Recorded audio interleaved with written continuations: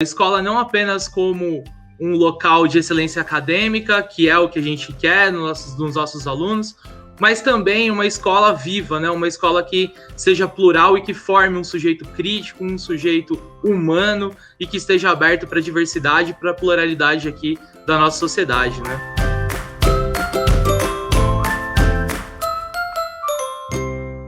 Olá, eu sou Rafael Cupelo, professor de História do Colégio Imaculado Coração, do Rio de Janeiro. Hoje nós vamos tratar, aqui um bate-papo com o professor Carlos, lá do Colégio Espírito Santo, da Rede Missionária Serva do Espírito Santo, que tem também os colégios do Sagrado, em Belo Horizonte, e o Stella, em Juiz de Fora. Fala, Carlos, chega aqui para o bate-papo, vamos conversar um pouco sobre a questão da pluralidade, na escola, como a escola trabalha a questão da pluralidade. E aí, como é que é a sua experiência em São Paulo? Pô, Rafael, muito legal estar aqui com você, conversando um pouco sobre como a Rede Servas Missionárias do Espírito Santo pensa a questão da escola, né? Dessa ideia plural. A escola não apenas como um local de excelência acadêmica, que é o que a gente quer nos nossos alunos, mas também uma escola viva, né? Uma escola que seja plural e que forme um sujeito crítico, um sujeito humano e que esteja aberto para a diversidade, para a pluralidade aqui da nossa sociedade, né? É claro que a gente preza sempre pela excelência acadêmica, a gente quer a formação dos nossos alunos da melhor maneira possível, mas a gente também entende que a escola tem um papel fundamental na formação de seres humanos. Por isso que a gente também gosta sempre de trabalhar pensando a formação plural dos nossos estudantes, principalmente nessa ideia de formar um cidadão crítico, né, e de formar sujeitos que estejam abertos aí à diversidade e à pluralidade, né. Eu acho que seria legal também a gente comentar um pouco das nossas práticas que a gente faz aqui dentro dos nossos colégios, né. O que você acha de comentar um pouco aí? Acho bacana. Inclusive, falando de experiências, eu vou contar 2 experiências minhas aqui no Imaculado, e aí a gente troca com as que você pratica aí em São Paulo. Por exemplo, aqui, falando dessa questão da pluralidade, da importância da gente entender a diversidade, que forma, não só o Brasil, como o mundo, né? Nós temos, por exemplo, um projeto que eu desenvolvo com alunos do segundo ano, do ensino médio, no qual a gente produz um dicionário de personalidades negras. Qual a ideia de fazer isso? A ideia de desenvolver um dicionário como esse é mostrar, que para a história do Brasil, a gente fala do Brasil Império, muitas vezes quando se fala da história dos negros, no Brasil, e principalmente na época do Império, o aluno só remete à questão da escravidão. É óbvio que a escravidão tem que ser lembrada, debatida, discutida, todas as mazelas que ela deixou na sociedade brasileira, mas nós também precisamos reforçar o papel importante que os negros desempenharam também na formação da identidade do Brasil, da história do Brasil. Então, quando a gente coloca personalidades negras, a gente está pegando esse tema da representatividade, do papel que esses sujeitos também tiveram na formação do país. Então, fazer um dicionário é também resgatar a memória desses personagens que muitas vezes não estão nos livros didáticos, nos manuais tradicionais. Isso é muito legal, eu tive uma troca muito bacana, principalmente de alunos negros que se sentiram representados, que se sentiram ouvidos, e conseguiram ver um outro lado da história, assim como nós também, pegando essa questão da representatividade, fizemos um trabalho sobre a Joana d'Arc, apresentamos a Joana d'Arc para os alunos da primeira série do ensino médio.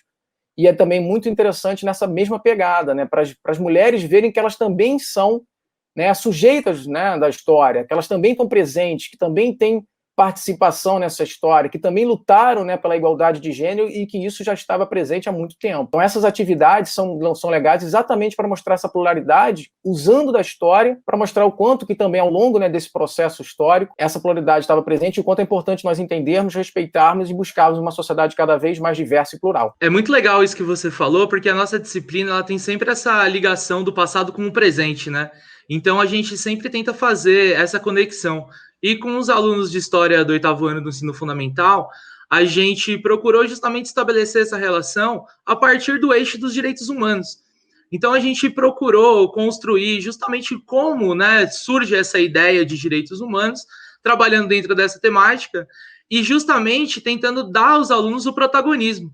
Então a gente fez um jogo de RPG com os nossos alunos, e dentro desse jogo de RPG, eles tinham que emular as instituições políticas. E dentro dessa emulação, o eixo era justamente elaborar, discutir e aprovar projetos que falavam sobre a questão da educação pública e da defesa dela, a questão da inserção da mulher e da igualdade de gênero dentro das nossas sociedades, e uma série de outros temas que foram surgindo aí a partir dessa nossa prática, né? E em atualidades, uma disciplina que também, né, tem como foco justamente essa discussão sobre os temas atuais, apareceu justamente aquilo que está fervilhando no mundo hoje em dia, né, que é a questão justamente do racismo. Então a gente acabou utilizando o caso do George Floyd, né, que ocorreu lá nos Estados Unidos, para a gente poder fazer um debate aprofundado sobre as estruturas racistas que a gente tem, tanto no Brasil quanto nos Estados Unidos, que são países que se formaram, né, dentro desse quadro da escravidão e que trazem até os dias de hoje marcas, né, muito fortes desse racismo estrutural.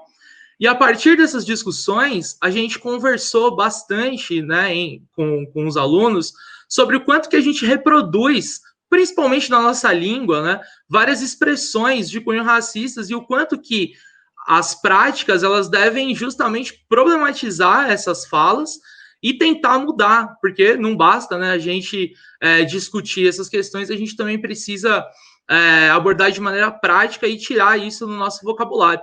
E foi muito legal porque os alunos eles se propuseram a gravar um vídeo no qual eles mesmos, né, abordavam todas essas palavras e defendiam a sua exclusão, né, dentro da língua portuguesa. Então, eu acho que isso reforça, né, o quanto que os colégios da nossa rede eles estão aí abertos, né, à pluralidade do papel da escola, né? A gente nunca larga a excelência acadêmica, mas a gente também tenta inserir o tempo inteiro essa ideia, né, de um ensino mais plural e mais aberto para a diversidade e mais aberto, né, para essa participação crítica na sociedade, né? Realmente, Carlos, são experiências como a sua, né, e a minha, que foi que a gente descreveu aqui, que a gente percebe que as escolas, né, da Rede Missionária Serra do Espírito Santo, elas são escolas vivas, né, que pulsam na gente, né, e gentes que formam um país tão plural quanto o Brasil, né. Práticas como essa, que são desenvolvidas em todas as escolas da rede, só ajudam a reforçar a formação de um cidadão crítico com qualidade acadêmica. Exatamente, Rafael. Muito legal trocar essa ideia com você, conversar um pouco sobre esse tema, e com certeza isso favorece com que a gente tenha ainda mais práticas como essa, né, em todas as escolas da nossa rede. Eu tenho muito orgulho de trabalhar na rede exatamente por ter essa pegada sempre humana, né, essa questão de estar sempre preocupado e também na formação do sujeito humano. É isso. Valeu, Carlos. Obrigadão aí pelo bate-papo. Um abraço. Valeu, Rafa. Um abraço. Muito obrigado. Muito legal participar aqui com você. Valeu. Até mais.